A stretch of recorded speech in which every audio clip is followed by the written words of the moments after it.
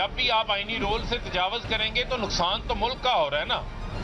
आज हम जो जिदोजहद कर रहे हैं मुल्क के लिए कर रहे हैं, अपनी जात के लिए नहीं कर रहे। इमरान खान की कोई करप्शन के केसेस नहीं है कि शहबाज शरीफ एनआरओ 2 ले लिया, जरदारी एनआरओ 2 ले लिया, फजलुर रहमान इक्तदार के मजे कर रहे हैं और आज इसहाकडार मैशत बाली करते करते सासे बाल करवा लिए उन्होंने। लुटा बनेगा वो 17 जुलाई को ना भूले। अवाम में अब लुटों की जगह नहीं है। ये वो वक्त चला गया जब आप छांगा मांगा बनाते थे, वो वक्त चला गया जब आप वफादारियां तब्दील करवाया करते थे। ये तजर्बा नाकाम हो चुका होगा, इससे मुल्क का कोई फायदा नहीं हुआ। हमारी किसी से कोई जाती दुश्मनी भी नहीं है। हम ये कहते हैं मुल्क के मुफाद को तरजीह दो, जाती मुफाद को तरजीह ना दो। इंतखाबात होने के लिए पैसों का इशू नहीं है। इंतखाबात करवाने के लिए जो है वो अब दिल बड़ा करना पड़ेगा और साफ और शफाफ इंतखाबात करवाने पड़ेंगे और अवाम को उनका नुमाइंदा चुनने दें। इमरान खान को 2/3 से वजीर आजम बनने से अब कोई नहीं रोक सकता, यही खौफ है इनको। बिस्मिल्लाहिर्रहमानिर्रहीम, अस्सलाम वालेकुम। प्रोग्राम एक्सपर्ट से मैं आपको खुशामदीद कहूँगी। नाज़रीन, पंजाब में एतमाद का वोट लेना पीटीआई के लिए बड़ा चैलेंज बन गया है। पंजाब असम्बली का इजलास 9 से 15 जनवरी तक बुलाया गया, लेकिन एजेंडे में एतमाद के वोट को शामिल नहीं किया गया। आज कानूनी माहिरीन ने परवेज़ इलाही साहब के मौक़िफ़ की हिमायत करते हुए इमरान खान साहब को बताया है कि एतमाद के वोट के मामले पर गवर्नर के हुक्म की कोई आइनी हैसियत नहीं है। अगर वोट लिया तो गवर्नर पंजाब का हुक्म कानूनी हो जाएगा, इसलिए 11 जनवरी तक इंतज़ार किया जाए और अगर अदालत कहे तो फिर एतमाद का वोट लिया जाए, जिसके बाद इमरान खान साहब ने 11 जनवरी से पहले एतमाद का वोट लेने का मामला मुअख्खर करते हुए इसे अदालती फैसले से मशरूत कर दिया है। नाज़रीन, आज ज़मान पार्क लाहौर में इमरान खान से पंजाब के वज़रा, पार्लिमानी लीडर, स्पीकर और डिप्टी स्पीकर ने मुलाकात की है।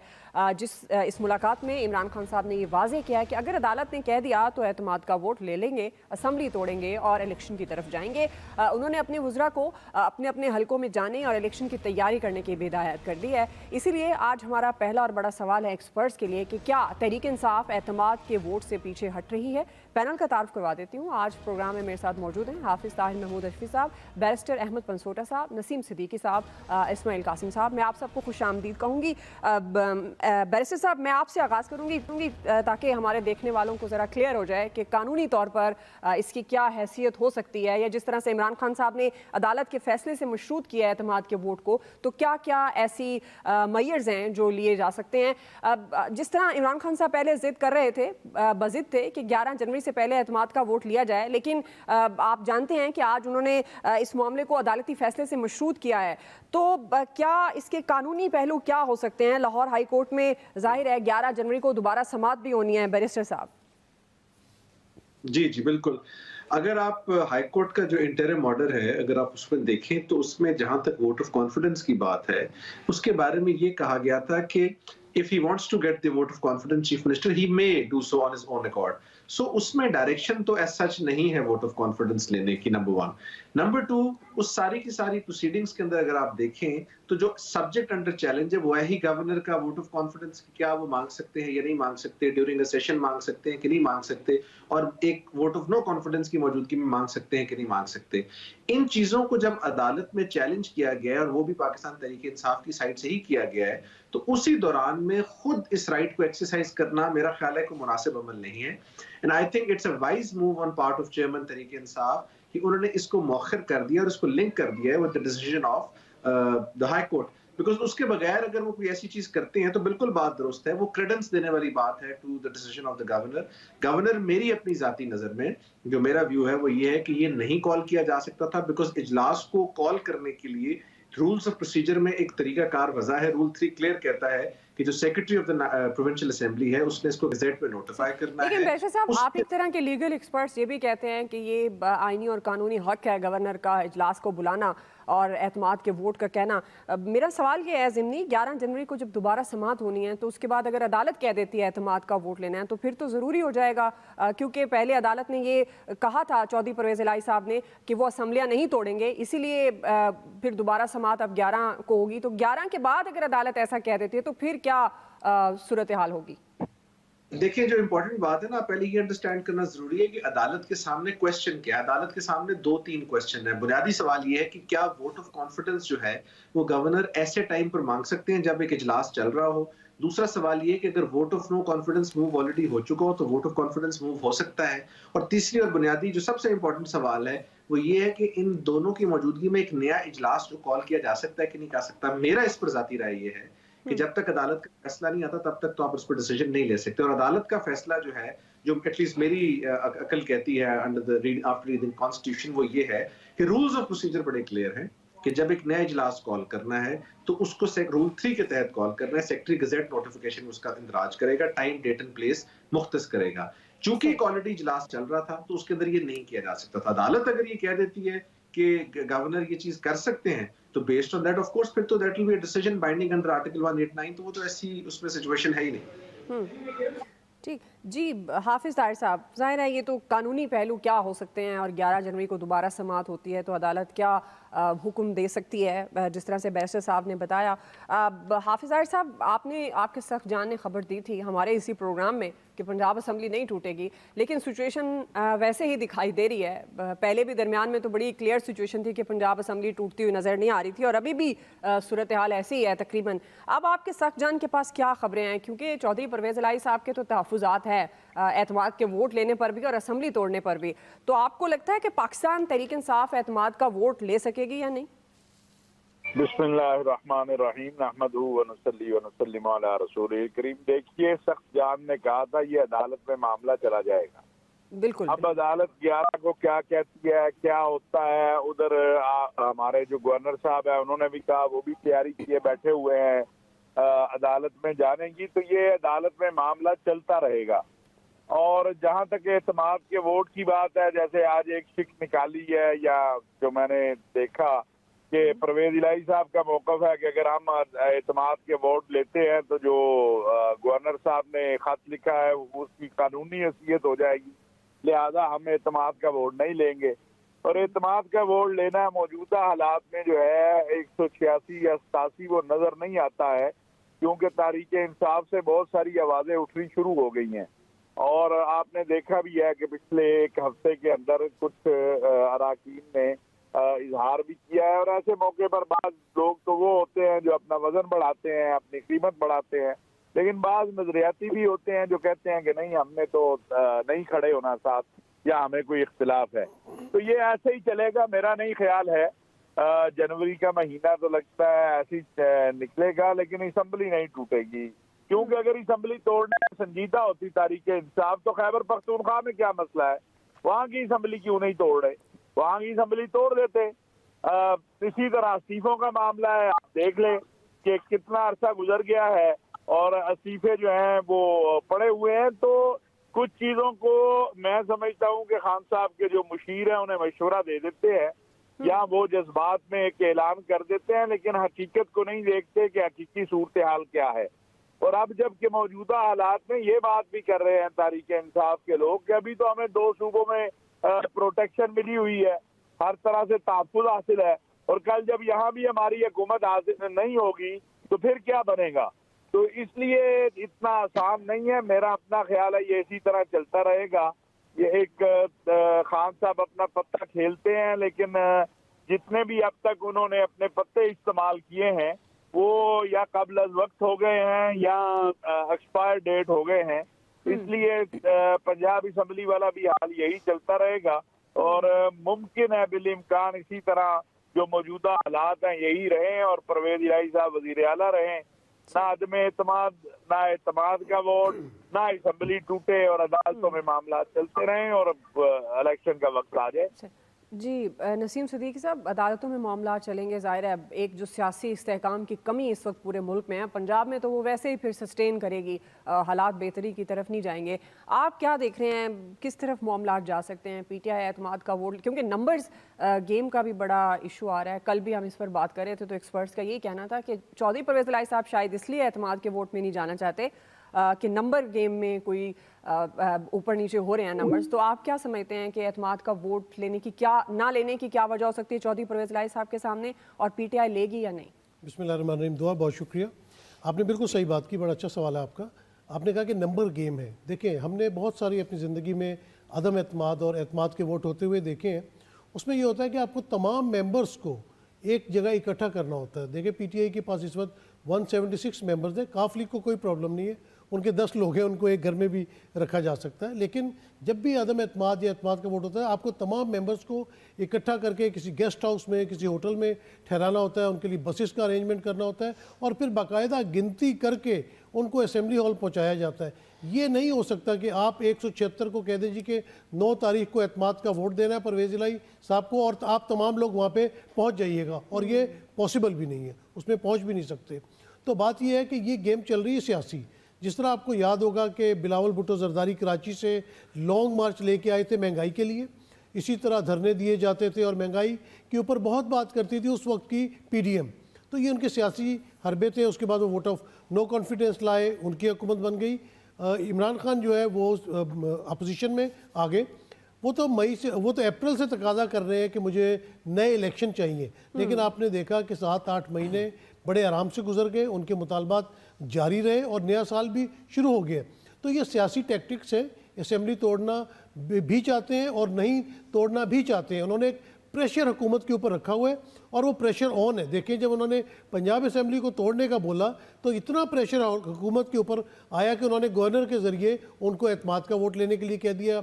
जब उन्होंने नहीं लिया तो उन्होंने नोटिफिकेशन जारी कर दिया, वो अदालत में चले गए। अभी भी ये मामलात इसी तरह अदालत में जाते रहेंगे, इसको लिंगर ऑन किया जा सकता है। लेकिन जैसे हमने पिछले प्रोग्रामों में बात की थी कि 2023 तो है इलेक्शन ईयर, अब बेसिकली इलेक्शन ईयर तो शुरू हो चुका है। अब अगर जनवरी फरवरी में असेंबलियाँ टूटती हैं तो 3 महीने बाद जाके मार्च अप्रैल मई में जाके इलेक्शन होंगे, 2 महीने बाद टूटती है। मेरे ख्याल से मुख्तदर हलकों या एस्टेब्लिशमेंट की तरफ से मौजूदा हुकूमत को 2 माह का टाइम दिया गया कि अगर वो मईशत को सही डगर में डालने में कामयाब हो जाते हैं फिर तो शायद वो अक्टूबर तक कंटिन्यू कर सकें। नसीम सिद्दीकी साहब, आपके ख्याल में ये जो खबरें आ रही हैं पीटीआई और पीएमएल-क्यू में भी कोई इख्तलाफात हैं, ये सच है? देखिए इख्तलाफात तो जब 2 सियासी पार्टियां होती हैं या पीडीएम का इत्तेहाद देख लें, उनके अंदर भी इख्तलाफात हैं। तो इख्तलाफ राय तो हर जगह मौजूद होता है। हो सकता है कि वहाँ पे 176 एमपीए हैं और उनका वज़ीर आला नहीं है, जबकि 10 सीटों वाले का एमपीए बनाए हुए हैं, तो वहाँ पे इख्तलाफ राय ज़रूर हो सकता है और ये मौजूद भी है क्योंकि लोग चाहते हैं कि असेंबलीज अपनी टर्म पूरी करें। उन्होंने जो अपने वादे किए हुए अपने हल्के में उनको पूरा करने के बाद इलेक्शन में जा सके। तो आपकी बिल्कुल बात दुरुस्त है कि आपस में इख्तलाफ राय है और उसका शख्साना जो है वो हमें नज़र भी आ रहा है कि एतमाद का वोट लेने की कभी डेट दी जाती है, कभी वापस ली जाती है। कभी परवेज़ इलाही साहब कहते हैं कि मैं एक जुम्बिश कलम से इमरान खान के हुक्म के ऊपर असेंबली तोड़ दूंगा, मैंने लिख के दे दिया है। फिर कभी वो असेंबलियाँ मौजूद रहने के बारे या अपना बेनिफिट्स बताते हैं। तो इख्तलाफ राय कहीं ना कहीं तो मौजूद है। सही बात है। और दूसरी ये भी बात की जा रही है ना, चौधरी परवेज़ इलाही साहब कोशिश कर रहे हैं कि इंतखाबात तक वो कुछ पंजाब में कर सकें, कोई तरक्याती काम जो उन्होंने प्रोजेक्ट स्टार्ट किए हुए हैं उनको मुकम्मल भी कर सकें। इस्माइल कासिम साहब, आपका क्या टेक होगा? आपको लगता है पीटीआई वाले एतमाद का वोट लेंगे या नहीं, या वही नंबर्स गेम के चक्कर में? बहुत शुक्रिया। तो देखिए नंबर्स गेम तो बड़ी इंपॉर्टेंट है। मखसूस नशिस्तों वाला मामला जो इस टाइम ख़राब है, उसके अंदर वो बड़ी पब्लिक फिगर्स भी होगी जो 2-3 ख़वातीन है, एक वैसे ही नहीं यहाँ पे एमपीए मौजूद नहीं है। तो वो 176-146 की जो 86 की जो फिगर है उसको पूरा करना वो पॉसिबल नज़र नहीं आ रहा। ये इनिशियली जब ये बात भी की गई थी कि असेंबलियाँ तोड़ी जाएंगी, मैंने उस टाइम भी कोट किया था, इधर शो में भी किया था, एक तो और जगह पे कि नैरेटिव को बिल्ड किया जा रहा है, प्रेशर टैक्टिक्स है, लास्ट कार्ड है जिसको इस्तेमाल किया जा रहा है पीटीआई की जानिब से, वो उसी को कंटिन्यू अब किया जा रहा है। अगर आप नंबर्स गेम के ऊपर आते हैं तो नंबर्स गेम पूरे नहीं होंगे। देखिए मखसूस नशिस्तों के ऊपर कोई जो लाया जाता है यूजुअली या तो इस्टेब्लिशमेंट की जानिब से आ जाता है, या कोई भी किसी भी खवातीन को आप ले आते हैं, उनका अपना कोई उसके अंदर हेयर से नहीं होता, पार्टी पॉलिटिक्स से इतनी ज़्यादा उनकी अपनी ज़्यादा इन्वॉल्वमेंट नहीं होती है। तो अगर यहाँ पे लोग ये कह रहे हैं कि जो अदालती फैसले हैं उनको नाहिल कर दिया जाएगा, तो उनको क्या वो पैसे लेने हो, कुछ भी लेने हो, वो तो अगले दिन हो सकता है रेजिग्नेशन पहले ही दे दें। एब्सेंट तो हो गए ना, नंबर्स तो 186 पूरे नहीं हुए, वो परवेज़ इलाही साहब के लिए तो मसला बन गया। तो वो वाली सूरत हाल तो साइड पर कर देते हैं। दूसरी तरफ इमरान खान साहब ने एक और बात की इस्तीफ़ों वाली बात भी मैंने कल भी कोट किया था कि स्मार्टली खेलना पड़ेगा। जो भी अंडरस्टैंड करने की ज़रूरत है कि 2 सूबे भी पहले भी कोट किया गया कि आप पंजाब को नहीं छोड़ सकते। एक तो आपको प्रोटेक्शन मिली हुई है यहाँ पे, जैसे मामला चल रहे हैं, उठा लिया गिरा दिया, ये सारे मामला हैं, आपको प्रोटेक्शन भी चाहिए। दूसरा ये कि जब आप मशीनरी चली जाएगी उधर, सारी पॉलिटिक्स उन्होंने अगर खुद करनी होगी, इलेक्शन उन्होंने खुद करना होगा, और आप पंजाब जैसे बड़े सूबे को जो कि गढ़ रहा है PMLN का, उसको छोड़ देंगे तो फिर तो पीछे आपके पास कुछ बचेगा नहीं। आप इट्स द सेम कि आप प्लेट में रख के दे देंगे पाकिस्तान के सबसे बड़े सूबे को, तो आपकी सियासत जिसको ऑलरेडी बहुत से लोग हैं जिसको ख़त्म करना चाहते हैं, आपको नाहल कराना चाहते हैं, केसेस चल रहे हैं, तो आप ये बैकफायर कर जाएगा। अगेन नैरेटिव बिल्डिंग है दोनों केसेस के अंदर, ये है कि प्रोलॉन्ग किया जाएगा, अदालती फैसला आपके सामने है, दोनों के पास अपने लीगल एस्पेक्ट्स हैं जिनको वो यूज़ कर रहे हैं, इसी को प्रोलॉन्ग कंटिन्यू किया जाएगा। सो जस्ट सो दैट अभी असम्बली अगर आप रिजॉल्व कर भी देते हैं, नसीम साहब ने बिल्कुल सही बात किया कि टाइम ही कितना रह गया आपके पास, तो लेकिन ये कि आपको एट द सेम टाइम आप ये शो नहीं करा सकते कि हम हार गए थे या हम डिफेंसिव हो गए थे। आपने प्रेशर बिल्ड करके रखना है, आपने बढ़ चढ़ के शो कराना है कि हम लोग ये कर रहे हैं, हम असेंबली डिजॉल्व कर रहे हैं, हम लोग असेंबली बचा रहे हैं, हमारे पास नंबर्स पूरे हैं, तुम्हारे पास नंबर्स पूरे हैं, जस्ट सो दैट जब तक इलेक्शन ही आते हैं आवाम को हम एक धुंधले से उसके इमेज के अंदर रखें कि हम लोग तगड़ी पोजीशन में। ये सियासी खेलें जो हैं ये जारी रहेंगी और ज़ाहिर है हर किसी के अपने मफादात हैं, सब ने अपने अपने मफादात के बारे में सोचना है, अपनी कुर्सी बचानी है, अपने लोगों को सेव करना है। अब इलेक्शन में जाना है तो ज़ाहिर है ये एक वो वाला साल होता है इलेक्शन वाला जिसमें आम आदमी को बड़े अच्छे तरीके से बेवकूफ़ बनाया जाता है कि हम आपको आसान ज़िंदगी देंगे, अशिया खुरनोश में आपके लिए बड़ी आसानियाँ होंगी, महंगाई नहीं होगी, लेकिन इन दावों के बरक्स सिचुएशन नज़र आते हैं। क्योंकि इसी पर हम बात करने जा रहे हैं, ब्रेक लेते हैं, ब्रेक से हम वापस आएंगे। हम सवाल ये रखेंगे कि मईशत बचाने वाले इसहाक डार ने अपने असासे तो बचा लिए हैं, सवाल ये होगा मुल्क और आवाम को डिफ़ॉल्ट होने से कौन बचाएगा। राय लेते हैं हम ब्रेक के बाद।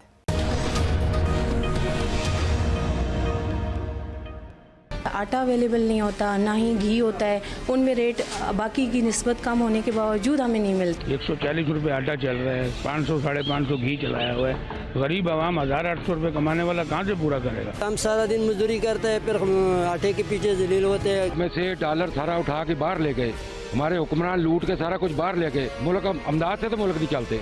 हम लोगों से गन्ना गवर्नमेंट 300 रुपये मन खरीद रही है, जबकि लकड़ी जलाने वाली 600 से 1000 रुपये मन है। वो लकड़ी को खरीदने वाला वो गरीब आदमी है, गन्ना खरीदने वाले हैं वो अरबों के मालक है। 1975 सालों में तरक्की में सिर्फ दो चीजें की हैं, एक बांग्लादेश वहाँ से कट गया है और अब हम कट गए हैं। इस टाइम 40 की चाय हो गई है, 30 की रोटी बिक रही है, अंडा 30 रुपए का बिक रहा है, हर बंदा गरीब परेशान है। किधर नाज़रीन, वफाकी वज़ीर ख़ज़ाना इसहाक डार के खिलाफ नैब रेफरेंस वापस होने के बाद एहतसाब अदालत ने उनके तमाम बैंक अकाउंट्स और असासे बहाल कर दिए हैं। आमदन से ज़ायद असासा जात केस में 11 दिसंबर 2017 को उनके असासे जब्त किए गए थे।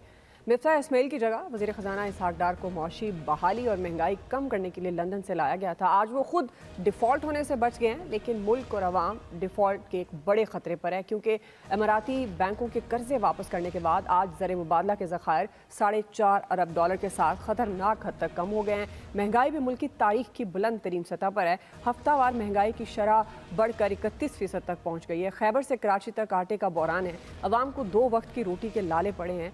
आटे के हुसूल के लिए आवाम मारे मारे फिर रहे हैं। सिंध के इलाके मीरपुर खास में सस्ता आटा लेने के लिए आने वाला 9 बच्चों का बाप भीड़ में दबकर जाँ बहक हो गया। इसी से मुतालिक हमारा सवाल है, हाफिज़ तारिक साहब, मैं आपसे आगाज़ करूँगी। चूँकि वज़ीर ख़ज़ाना इसहाक डार साहब जब आए थे तो बड़ी उम्मीदें थी, लेकिन उनके तो दौर में अब लोग मर भी रहे हैं, आटा नायाब हो रहा है, खाने की बहुत सारी ऐसी चीज़ें हैं जो पहुँच से दूर हो चुकी हैं, और वुज़रा जो हैं वो बड़े मज़ेदार से मशवरे देते हैं कि ऐसी चीज़ें खाने से आप परहेज़ करें।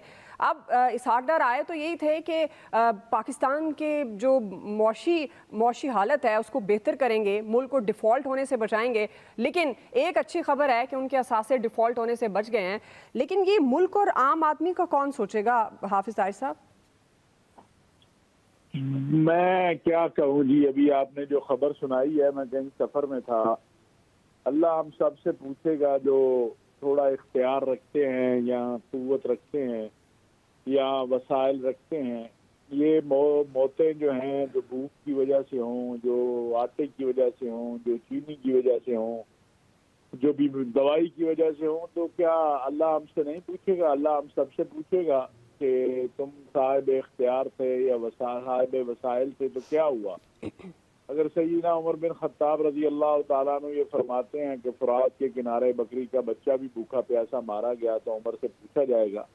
तो ये हमारी क़यादत जितनी भी है, मैं किसी एक की बात नहीं कर रहा, डार साहब की या तमाम सूबाई और वफाकी हुकूमत को ये बात देखनी चाहिए कि रोज़मर्रा की जो ज़िंदगी की मामूल की चीज़ें हैं उनको लोगों तक कैसे उनकी रसाई आसान बनाना है। लेकिन हम तो आपस में लड़ रहे हैं। हम तो पंजाब जो है वो एतमाद का वोट लेना नहीं लेना है, खान साहब बात करने को तैयार नहीं है, जब तक आप इस सारी सूरत हाल से बाहर नहीं निकलेंगे, आसमान से बारिश भी तभी अल्लाह की रहमत की होगी जब आपस में मिल बैठेंगे तो। अदरवाइज जो हालात हैं ये दिन ब दिन बुरे होते चले जाएंगे। कोई भी आ जाए, खान साहब के दौर में भी हम डिफॉल्ट के करीब 2 बार गए और हमारे दोस्त मुल्कों ने मदद की तो हम बच गए। अब भी दोस्त मुल्क मदद करेंगे, डिफॉल्ट तो नहीं होगा पाकिस्तान, वो ठीक कहते हैं डार साहब।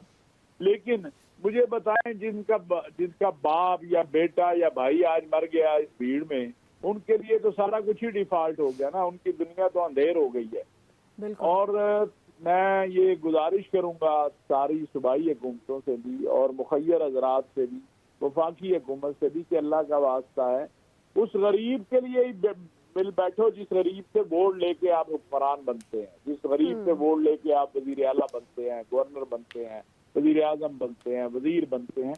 उस गरीब को तो जीने का हक दे दो, इतना हक दे दो कि वो जी ले किसी तरह से। और अभी मैं देख रहा हूँ इस्लामाबाद में बता रहे हैं मुर्गी का रेट 750 हो गया, अंडा जो है 50 रुपए का हो गया। तो किधर जाएंगे? ये छोटी बातें लगती होंगी बड़े लोगों को, लेकिन आम आदमी की तो यही बातें हैं ना कि उसका बच्चा सुबह नाश्ते में 1 अंडा खाता है। जिस घर में 4 बच्चे हैं उसको 500 रुपए का अगर नाश्ता ही पड़ रहा है तो 15,000 रुपया उसे महीने का चाहिए, कहाँ से लाएगा वो? सिर्फ नाश्ते का, बिजली का बिल, जो स्कूल की फीसें, ये सारा कुछ। तो इसका एक ही हल है कि अल्लाह के नाम पर चलो, ना आपको कौम के नाम पे आप जमा हो सकते हैं, ना मुल्क के नाम पे, अल्लाह के नाम पे सारे एक जगह बैठो, अगले 10-15 साल के लिए मिसाक मईशत करो, मिसाक पाकिस्तान करो, और इलेक्शन हो जाएंगे जब होने होंगे, जब वक्त आएगा इलेक्शन हो जाएगा। लेकिन ये जो आज खून बहा, ये हम सब इसके जिम्मेदार हैं। कोई ना ये समझे कि इससे वो बरी होगा। अल्लाह के यहाँ जो साहिब इख्तियार है उसको जवाब देना होगा। इस दुनिया से तो एक ना एक दिन इंसान ने जाना ही है ना, इस दुनिया से तो गुजर ही जाएगी। साहिब इख्तियार को यहाँ कोई पूछता नहीं है, और गरीब को यहाँ उसका जो हाल है। तो इसलिए मेरी मैं हम दरखास्त ही कर सकते हैं कि सिंध की हुकूमत हो, पंजाब की हो, खैबर पख्तूनख्वा की हो, बलोचिस्तान की हो, मरकज हो, आजाद कश्मीर, सारे मिल बैठे। वजीर आजम साहब लाने को तैयार है, ये वजीर आजम की दावत के ऊपर चले जाए। अब आप ये सिर्फ एक हमारी बेहिस्सी का आलम आप ये देख लेना कि खैबर पख्तूनख्वा सबसे ज्यादा जो है वो शिकार है दहशतगर्दी का। लेकिन राना सनाउल्लाह साहब कहते हैं हम बुलाते हैं, वो आते ही नहीं है। अगर आपको ये आप नफ्सा नफ्सी में इस हद तक गुजर चुके हैं कि आपको एहसास ही नहीं है आपकी कौम के साथ क्या हो रहा है, आपके लोगों के साथ क्या हो रहा है, तो फिर क्या किया जाए? सही है नसीब सिद्दीकी साहब, बिल्कुल आपका पॉइंट आ गया हाफिज़ साहब। नसीब सिद्दीकी साहब, ये तो फिर सूरत हाल अभी होती नज़र नहीं आ रही कि सब बैठेंगे मिसाक मईशत ही कर लें और मामलात की तरफ अगर नहीं बातचीत हो सकती, तो ये किस तरह से कंट्रोल करेंगे महंगाई को? आम आदमी की तो बुरा हाल है। देखिए दुआ, अगर हम बहुत ज़्यादा पीछे भी नहीं जाते, हम 90s में अगर चले जाते हैं, 90s में आपने देखा था कि किस तरह बिकरिंग पॉलिटिक्स थी मुस्लिम लीग नून और पीपल्स पार्टी के दरमियान। उसके बाद मुशर्रफ साहब का मार्शल लॉ आता है, तो 2000 के अवाइल में जो है वो लंदन में मिसाक जमहूरियत होता है और तमाम जमातें भी मिलके बैठती हैं। और ख़ास तौर पे ये जो मुआहदा था ये पीपल्स पार्टी और नून लीग के दरमियान था। फिर 2007 में मुहतरमा वापस आती है, उनकी असैसिनेशन होती है, 2008 में इलेक्शन होते हैं। तो आपने देखा कि किस तरह उस मिसाक जमहूरियत से रोक गर्दानी करते हैं आसिफ अली जरदारी साहब। फिर जब मेमो गेट आता है तो वहाँ पे नवाज शरीफ साहब काला कोट पहन के सुप्रीम कोर्ट में जाते हैं। और जब यूसुफ रज़ा गिलानी साहब के खिलाफ फैसला आया तो किस तरह बढ़ बढ़ के तकरीरों में नवाज शरीफ कहते थे कि तुम छोड़ के नहीं देते, तुम उतर क्यों नहीं जाते, मतलब ये एक दूसरे के दुश्मन बने हुए थे। उसके बाद फिर इमरान खान साहब आते हैं तो फिर ये सब इकट्ठे हो गए। बात ये आवाम की करते हैं, इनको वोट आवाम देती है, असेंबली में इनको आवाम भेजती है और ये आवाम के लिए क्या करते हैं, यानी कि जब बुरा वक्त आया जहाज़ पे बैठे और मुल्क से बाहर चले गए, जब थोड़ा सा फेवरेबल टाइम आया फिर जहाज़ पे बैठे पाकिस्तान वापस आ गए। बात जिस तरह आपने शुरू की थी कि मईशत दुरुस्त करने आए थे, मईशत तो दुरुस्त नहीं हो सकी।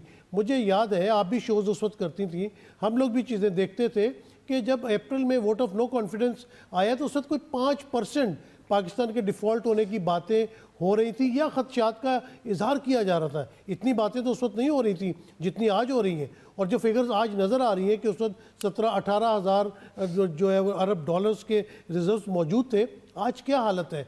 तो ये सब अपने मफाद के लिए आते हैं।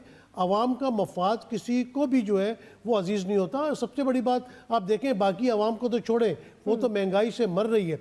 मैं आपको छोटी सी बात बताता हूँ कि जब पहले हम ट्रैफिक लाइट्स के ऊपर खड़े होते थे, बहुत कम भिखारी नज़र आते थे, अब बहुत ज़्यादा नज़र आते हैं। आपके पास आते हैं, आप इशारा करते हैं, अल्लाह भला करे वो नहीं जाते, वो आपके शीशे को नॉक करते हैं, एक दफ़ा करते हैं, 2 दफ़ा, 3 दफ़ा।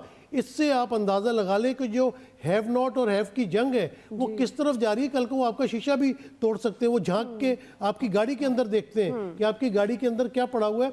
तो इसका किसी को ख्याल नहीं है। 3.5 करोड़ पाकिस्तानी जो सैलाब मुतासरीन थे वो इस वक्त सर्दी में किस हालत में गुजर रहे हैं, किसी हुक्मरान को नहीं पता। जब प्रेस कॉन्फ्रेंस करने आते हैं उनकी एक ही रट होती है, इमरान खान तोशा खाना, फलां चीज़ ले गया, फलां चीज़ ले गया। ये तो सबका यही वतीरा है। मैं आपको छोटा सा एक वाक़या सुनाऊंगा कि जब मोहतरमा बेनज़ीर भुट्टो साहिबा लंदन में एग्जाइल में गुजार रही थी वक्त, तो लंदन के एक थे अपना रहनुमा पीपल्स पार्टी के, उन्होंने कहा कि रियाज चौधरी साहब सुबह से आपने बच्चों को स्कूल लाना ले जाना है क्योंकि मेरे पास पैसे ख़त्म हो गए और मैंने यूनिवर्सिटी लेक्चर देने जाना है ताकि मैं कुछ आमदनी वहाँ से ला सकूँ। इस तरह के भी सियासतदान थे। और कुछ जरदारी साहब से पूछे कि उनका ज़रिया मुआश कौन सा है। बिलावल भुट्टो जरदारी से आप पूछे कि वो कहते हैं मैं अपने ख़र्चे पे दुनिया के दौरे कर रहा हूँ, आपका ज़रिया मुआश क्या है। तो यहाँ पे जो आम आदमी है इस वक्त देखें, एक्सपोर्ट्स की इतनी बुरी हालत हो गई है कि बड़ी बड़ी कंपनीज जो है वो ले ऑफ कर रही हैं और अपनी फैक्ट्रीज को बंद कर रही हैं। तो खुदा के वास्ते मतलब हुकूमत को चाहिए कि गरीब आवाम की तरफ भी सोचें, वो किस तरह बेचारे पिसते रहेंगे। ये जिम्मेदारी बनती है गवर्नमेंट की और अपोजिशन, ये तमाम सियासतदान जो इस वक्त संजीदा नहीं है, चाहे वो इमरान खान साहब हैं, जरदारी साहब हैं, शहबाज शरीफ, नवाज शरीफ, जितने भी हमारे सियासतदान उसमें आते हैं, इन सब की जिम्मेदारी बनती है कि ये इस वक्त जो मुल्की हालात हैं, मौशी मुल्की हालात, उनको सीरियस लेना चाहिए और मिल बैठ कर कुछ फैसले कर लेने चाहिए। बैरिस्टर साहब, अब इसहाक डार साहब के तो असासे बहाल हो गए, लेकिन आम आदमी के लिए आटा, चीनी, दाल कब बहाल होगी? कौन आम आदमी का सोचेगा?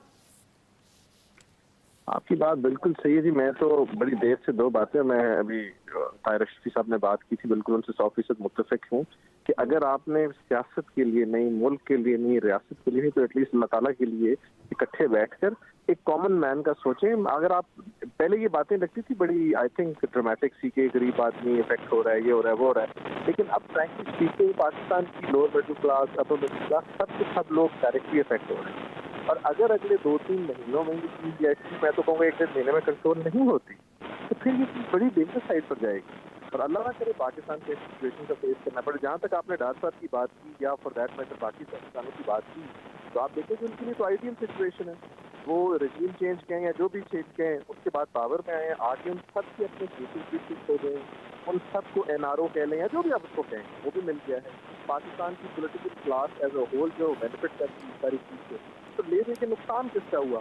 नुकसान हुआ उस शख्स का जिसको वो बैटरी बंद करवाना है, जिससे अपनी बिजली का बिल देना है, जिसके पास गैस अवेलेबल नहीं है, ये बाकी चीज़ें अवेलेबल नहीं है। तो आई थिंक ये पोलिटिकल क्लास को at this stage and also the establishment, उनको अब सोचना पड़ेगा कि ये जिस मुल्क के ऊपर सारा कुछ हुआ जाता है या किया जाता है, अगर खुदा ना खास्ता उस मुल्क को इतने ऐसे मसाइल पेश हैं, किस चीज़ पर अपनी सारी सियासत और अपनी सारी जो ड्रामेबाजियाँ बताएंगे, उनको इकट्ठे बैठना पड़ेगा। इसका कोई आई थिंक हंगामी बुनियादों पर हल निकालना पड़ेगा। या सिचुएशन वहाँ चली गई जहाँ पर आइन शाइन इन लोगों ने टोटल हर चीज़ फेल कर दी है, तो they have to come out with an out of box solution. अगर ये नहीं करेंगे तो अल्लाह ताला माफ़ करे, बड़ी सिचुएशन खराब हो सकती है। Now even as a legal expert कह लें या as a citizen of Pakistan, I can see that coming and happening. तो इनको इकट्ठे बैठकर ही कुछ ना कुछ करना पड़ेगा और अपनी उस गन बला से बाहर आना पड़ेगा। ये NRO डिबेट और ये सारी डिबेट से हमें चीज़ों से बाहर आना पड़ेगा, and this applies to everybody across the board. सही है। इस्माइल कासिम साहब, इस वक्त है पॉलिटिकली ऐसी सिचुएशन कि ये सारी चीज़ों से बाहर निकलें, सियासतदान मिलकर बैठें और हंगामी एक जैसे कहते हैं ना कि सूरत हाल का अंदाज़ा लगाते हुए वो बैठ कर मुआशी या मईशत के लिए, मिसाक मईशत कह लें, या मिलकर कुछ फ़ैसले करें ताकि आम आदमी की ज़िंदगी आसान हो? नहीं दुआ, not at all, I don't think that's a possibility. देखें, अंडरस्टैंड करने की बात है कि जब हम इकॉनमी की सस्टेनेबिलिटी की बात करते हैं तो वो एक आधे दिन में नहीं हो जाना, शायद एक आधे महीने में भी नहीं होना, एक आधे साल में भी नहीं होना। या आपको ऐसे मेजर्स चाहिए जिसके अंदर आप सस्टेनेबिलिटी की बात करेंगे, जिसके अंदर आपको थोड़ा सा लंबा पीरियड दरकार होगा। ये वाले मेजर्स ले लेना आवाम के सामने कि हम अपने जी हुकूमती असासाजात बेच देंगे डिफ़ॉल्ट के ख़तरे से, आप पावर प्लांट्स कह दें बेचने के लिए, पहले उनमें डालने के लिए आपके पास फ्यूल नहीं है, ताकि आप उनको चला सकें। फिर बिजली वाले मामला आजकल आपके सामने, ये भी इनकी खबर थी कि हम अपने डिफ़ॉल्ट से बचने के लिए अपने हुकूमती सासाजात को बेच देंगे। ये सारे जो मैयर्स हैं ये सिर्फ नैरेटिव बिल्डिंग है, इन पॉलिटिकल गिमिक्स जिनको कहा जाता है, इनका किसी हकीकत से कोई ताल्लुक नहीं है। आपको इंडस्ट्रियलाइजेशन की बात करनी है, आपको ग्रोथ की बात करनी है, सस्टेनेबिलिटी की बात करनी है, एक्सपोर्ट्स को बढ़ाने की बात करनी है, आपको यूथ को एम्पावर करने की बात करनी है, आपको स्टार्टअप कल्चर को प्रमोट करने की बात करनी है, आपको पॉलिटिकल स्टेबिलिटी लानी है ताकि FID जो है, FDI जो है उसको आप बढ़ा सकें, रेमिटेंसेस को आप प्रमोट कर सकें। ये वाले सारे मामला आते हैं। ये कौन से होते हैं जो कि सस्टेनेबल तरीके से आप इकोनॉमी को अपने बढ़ा के चढ़ा सकते हैं। ठीक है, चाइना ने किस तरह पॉवर्टी से निकले वो आपके सामने, पूरी दुनिया के अंदर मिसालें मौजूद हैं कि जब भी क्राइसिस आया है तो किस तरह निकले। US के अंदर अगर आपको मैं ग्रेट डिप्रेशन में ले जाऊं तो US किस तरह से निकला था उसकी मिसाल सामने मौजूद है। उन्होंने भी टैक्सेशन की थी, बड़ी ज़्यादा की थी, लेकिन इवेंचुअली फिर वो वहाँ से निकले थे। तो हमारे पास ये सारी बातें नहीं है। इन लोगों ने अवाम को जब तक आप अवेयरनेस नहीं देंगे ना, एजुकेट नहीं करेंगे, तो आप नहीं आगे बढ़ सकते सारे सूरत के हाल के अंदर। ठीक है, देते हैं नाज़रीन, ब्रेक से वापस आएंगे। तीसरा सवाल, मुल्क में इलेक्शन का शोर सुन रहे हैं, इलेक्शन कमीशन ने भी तैयारियां तेज़ कर दी हैं। सवाल ये हम रखेंगे, क्या वाकई मुल्क में जनरल इलेक्शन होने वाला है? राय लेते हैं ब्रेक के बाद। नाज़रीन, इलेक्शन कमीशन ने जनरल इंतखाबात की तैयारियां तेज़ कर दी हैं। रीजनल ऑफिस को ख़त लिखा गया है कि आम इंतखाबात में हसास पोलिंग स्टेशन पर फ़ौज और रेंजर्स तैनात की जाए और पोलिंग स्टेशन की ड्राफ्ट लिस्ट एजेंसीज को दी जाए। इसी तरह से सियासतदान, जाहिर है वो पहले से ही उनका मुतालबा है, अगर ख़ासतौर पर पाकिस्तान तहरीक इंसाफ की बात की जाए तो वो अर्ली इलेक्शन की बात कर रहे थे। अब देखना यह है कि इस साल को हम इलेक्शन का साल कह सकते हैं। यानी हाफिज़ ताहिर साहब, मैं आपसे आगाज़ करूँगी। शेख रशीद साहब कह रहे हैं कि गवर्नमेंट की उल्टी गिनती शुरू हो गई है, अप्रैल में ये ख़त्म हो जाएगी। अब जिस तरह से इलेक्शन कमीशन भी तैयारियां कर रहा है, तो क्या वाकई समझना चाहिए कि सूरत हाल इंतखाबात की तरफ जा रही है? और मैंने सब जान को भेजा था कि पता कर इलेक्शन का कि क्या हालात हैं, क्या है। वो तो कहता है इलेक्शन अपने टाइम पर होंगे, इसलिए कोई जल्दी वाली बात नहीं नजर आती है। लेकिन इलेक्शन कमीशन को तैयारी रखनी चाहिए, उसकी जिम्मेदारी है, उनका ये काम है कि वो इलेक्शन की तैयारी रखें। और अगर कोई सूरत हाल बनती है, कोई मुज़ाकरात या कोई ऐसा मामला बनता है तो इत्तेफाक राय हो जाता है, तो उसको अपनी तैयारी तो मुकम्मल करनी चाहिए। और एक जो पिछली हम बात कर रहे थे, मैंने अभी देखा एक टिकर कि माशाल्लाह हमारे मुल्क की लीडरशिप और सियासतदानों के जो हैं गुज़श्ता 2-3 सालों में आप देखें तो उनके तो माशाल्लाह असासे बढ़ गए हैं और कौम के पास खाने को रोटी नहीं है। तो मुबारक हो कौम को, लीडरशिप के असासे करोड़ों से अरबों में चले। कोई तो अच्छी खबर आई, हमारे लीडरान जो हैं वो तो उनके असासे बढ़ गए, ये भी अच्छी खबर है। नसीम सिद्दीकी साहब, देखिए बात ये है कि ये इलेक्शन का साल तो है, बिल्कुल शुरू हो चुका है।